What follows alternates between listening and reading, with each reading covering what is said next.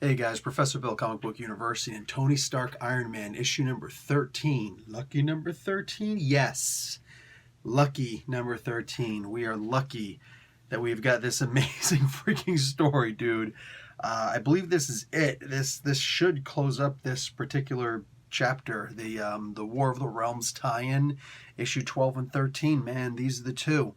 So this one is called the Starkonomicon, like the Necronomicon. I dug that. I'm just saying. Let's see who actually made this book.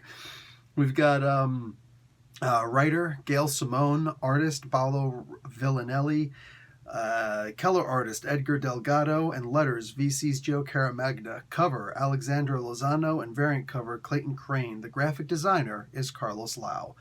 And of course, Iron Man was created by Stan Lee, his brother Larry Lieber, Don Heck, and Jack freaking Kirby. So, dude, Tony Stark's armor, as it turns out, by it being infected by magic, it's completely tearing things up, and it winds up overruling his cheap AI that he used. He doesn't have Friday in there anymore. Friday is technically dead, and she will remain dead now because of frickin' Jocasta. What have you now. So Stark is just using a cheap version of AI, a general AI. I mean, like, what kind of a freaking peasant is Stark that he would use a general AI? I use nothing but the best AIs, personally. Anyway, so it got infected, and it's actually overwritten by magic at this point. Just the very presence of the dragon, Sotorang, which makes good sense, because if you read, like, let's say the Dragonlance novels from the Dungeons and Dragons world, the dragons there have what's called a dragon aura, and all dragons in Dungeons and Dragons have a dragon aura, but none more so than in the Dragonlance series. That's where dragons are actually supposed to be. Like, holy crap, that's genuinely a big deal. So that fear that you get, a dragon just shows up and spreads its wings in front of you and roars maybe, and only the most powerful-minded people, like the Green Lantern-worthy type people, are the only ones who are capable of resisting the desire, the need to drop to your knees and bow before this great and terrifying beast.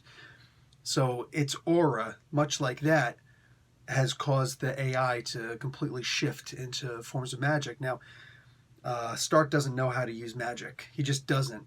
A really brilliant message was given here. He says, this is just code. And I mean, like, I am code. Everything that I do is code. So I should be able to figure this out, but he can't.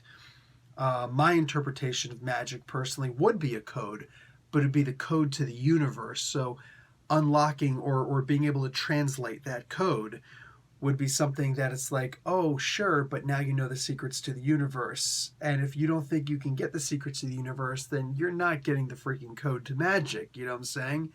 And the people who do have the code to magic, like the actual magicians, the Sorcerer Supreme, there's a reason why they have such a great sense of responsibility, and why it's hard for them to not be so goddamn cocky, because they know the secrets to the freaking universe. So, it makes sense to me. Like, my own personal headcanon, that's what makes sense to me. Janet Van Dyne is written better than I've seen her written in forever, and Gail Simone needs to be writing a Wasp comic, a Janet Van Dyne comic. I'm going to say something that's going to be a little controversial here, and I've got to say it in a way that it's not rude, because I'm not here to insult anybody. I'm sure as hell not here to compliment somebody by insulting somebody else, one of their peers, contemporaries, one of their friends. I know there's a lot of people who have the emotional IQ of a freaking fish stick, and they think that they can insult somebody, and their friends aren't going to be like, hey, dude, you can't insult my friend like that, my coworker like that. What's the matter with you? And, oh, why can't we just have ideas? It's not an idea to call somebody names. And again, it just shows the emotional IQ of some people, that they can't figure that out.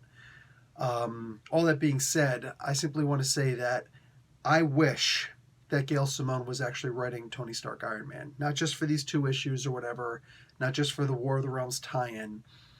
All due respect to Mr. Slott. He's done some pretty cool issues.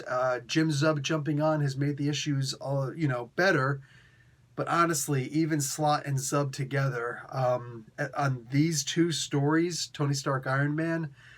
Nah, man. Look, Gail Simone can't write everything. She I don't know what she can and can't write. She does a pretty damn good job with Domino, although other people's headcanon is that, no, that's not Domino. Domino is mean and she just beats people up and she's got no personality and she's basically a plank that just kills people. And wait a second, isn't that why we insult Captain Marvel? Is what it is, brother. It is what it is. Some people will write this character great, but be horrible on this character, and then shades of gray in between with other characters still. I don't know if she'd forever be good on writing Iron Man, but these two stories were just top notch. That's some top shelf material where it's like, I almost feel like it's a special occasion to crack open these books. That's no exaggeration. Honestly, I'd be okay with her putting down the Domino books to write this book, to write Tony Stark Iron Man, because the feel that she has in these books, she's got the voices down packed. She's got the characterizations perfectly. There's enough of a range of characters in here. She wrote in a couple of issues of Domino Hot Shots, Tony Stark, but very scantly, like not a whole lot of actual interaction with Tony Stark. And here, where she's writing Tony Stark, this is just really good. Issue number 12 and 13. I strongly recommend getting these two books and reading these books. She's got a great way of naming a couple of things without actually naming Gandalf instead of Gandalf, because, can't get a copyright infringement. Commenting how Soderang would have loved a Led Zeppelin, and yes, he would have. Janet Van Dyne's love of life and appreciation for life, even if it's a destructive dragon. And Iron Man's way of finally defeating Soderang. For me, yes, spoiler, the good guy wins. At first I'm thinking, that's just silly the way they did it, because, why would this... but then the pictures that were drawn in with it. So, good job, Paolo Villanelli. Good job on notes and just plot script altogether, not just words, but the actual script by Gail Simone, man. It made a believer out of me, and I was like, yeah, how else would you defeat a dragon? This is an amazingly good issue. This is a surprisingly really good issue, like both of these issues. However good the previous issue was doesn't compare to how good this one is, and therefore it elevates the previous issue because it's the same story. This was solid. Tony Stark and his ability to summon frogs somehow gets used as an offensive weapon in here.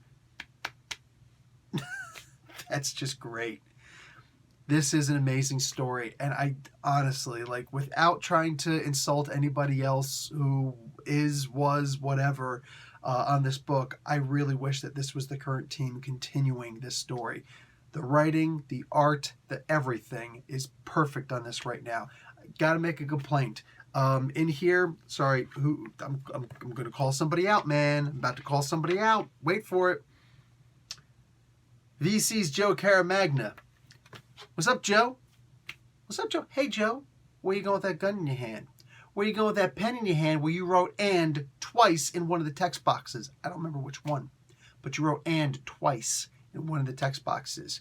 You have ruined this No, you didn't. You did a good job, man. It's just one time and. I'm assuming. And the editors, how come y'all, what is this? You can't even proofread? How are you supposed to edit? I'm messing with you a little bit. This aside from that, this is a perfect book. I loved this book. This was a great read. This was a fantastic read.